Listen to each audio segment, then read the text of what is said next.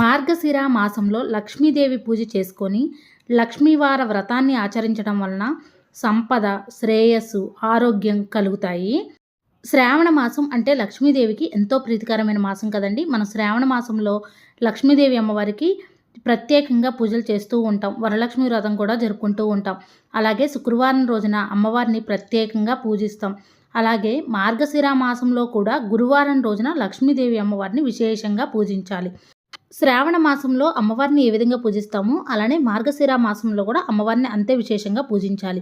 అయితే మార్గశిర మాసంలో గురువారం రోజున మార్గశిర లక్ష్మీవారం అంటే గురువారం రోజున పూజించాలి.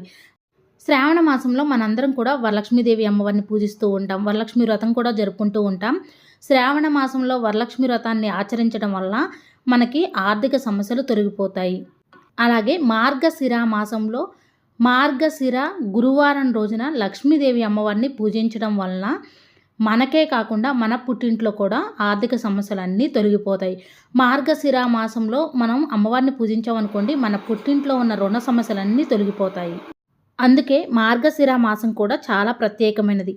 కార్తీక మాసంలో మనం నదీ స్నానాలు చేస్తూ ఉంటాం కదా, అలాగే మార్గశిర మాసంలో నదీ స్నానం చేస్తే చాలా మంచిది, చాలా పుణ్యం కూడా. గురువారం రోజున లక్ష్మీ పూజ చేసుకోవాలి. మార్గశిర మాసంలో వచ్చే గురువారం రోజున లక్ష్మీ పూజ అయితే చేసుకోవాలి. ఒక్కొక్కసారి 5 గురువారాలు వస్తాయి, ఒక్కొక్కసారి 4 గురువారాలు వస్తాయి. అయితే సంకల్పం తీసుకొని 5 గురువారాలు చేసుకుంటాం. 4 గురువారాలే వచ్చాయనుకోండి, ఇంకొక గురువారం ఎప్పుడు చేసుకోవాలంటే పుష్యమాసంలో మొదటి గురువారం రోజున పూజ చేసుకుంటే మొత్తం 5 గురువారాలు అయితే కంప్లీట్ అయిపోతాయి. అయితే ఈరోజు ఈ వీడియోలో ఈసారి మార్గశిర మాసంలో ఎన్ని గురువారాలు వచ్చాయి, ఏ ఏ తేదీలో వచ్చాయి అనే విషయాలు తెలుసుకుందాం. 5 వారాలు కూడా అమ్మవారి పూజ ఒకేలా ఉంటుంది, కానీ అమ్మవారికి సమర్పించే నైవేద్యం మాత్రం వేరువేరుగా ఉంటుంది. అంటే ఒక్కో వారం ఒక్కో రకమైన నైవేద్యం సమర్పించాలి. మొదటి వారం సమర్పించవలసిన నైవేద్యం మొదటి వారమే సమర్పించాలి. అలానే రెండో వారం సమర్పించవలసిన నైవేద్యం రెండో వారమే సమర్పించాలి. అంటే మనం ఈ పూజ ఏ వారం చేసుకుంటామో ఆ రోజు నైవేద్యమే అమ్మవారికి సమర్పించాలి. మార్గశిర మాసం అంటే విష్ణుమూర్తికి కూడా ఎంతో ప్రీతికరమైన మాసం కాబట్టి స్వామి అమ్మవార్లని ఇద్దరినీ కూడా పూజించాలి. స్వామి అమ్మవార్ల అనుగ్రహం మన మీద ఉందంటే మనకి ఎలాంటి లోటు ఉండదు. మనం ఎప్పుడూ కూడా సుఖ సంతోషాలతో ఆయురారోగ్యాలతో ఉంటాం.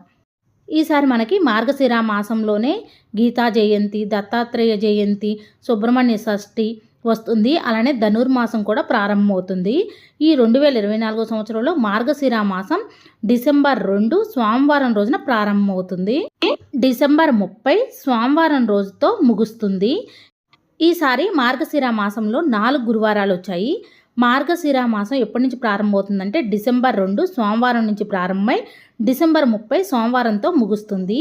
ఈసారి 4 గురువారాలు వచ్చాయి కదా. మొదటి మార్గశిర లక్ష్మీవారం వచ్చేసి డిసెంబర్ 5, రెండవ మార్గశిర లక్ష్మీ గురువారం వచ్చేసి డిసెంబర్ 12, మూడవ లక్ష్మీ గురువారం వచ్చేసి డిసెంబర్ 19, నాలుగవ మార్గశిర లక్ష్మీ గురువారం వచ్చేసి డిసెంబర్ 26వ తేదీన వచ్చింది. ఈసారి మార్గశిర మాసంలో 4 గురువారాలు అయితే వచ్చాయండి. మార్గశిర లక్ష్మీ గురువార వ్రతాన్ని ఆచరించాల్సిన అనుకునేవారు 5 గురువారాలు అయితే చేయాలి కదా. పుష్యమాసంలో చేసుకోవాలండి. పుష్యమాసంలో 5వ గురువారం ఎప్పుడు వచ్చిందంటే జనవరి 2 గురువారం రోజున చేసుకోవాలి. అలాగే ధనుర్మాసం డిసెంబర్ 16 సోమవారం రోజున ప్రారంభమవుతుంది.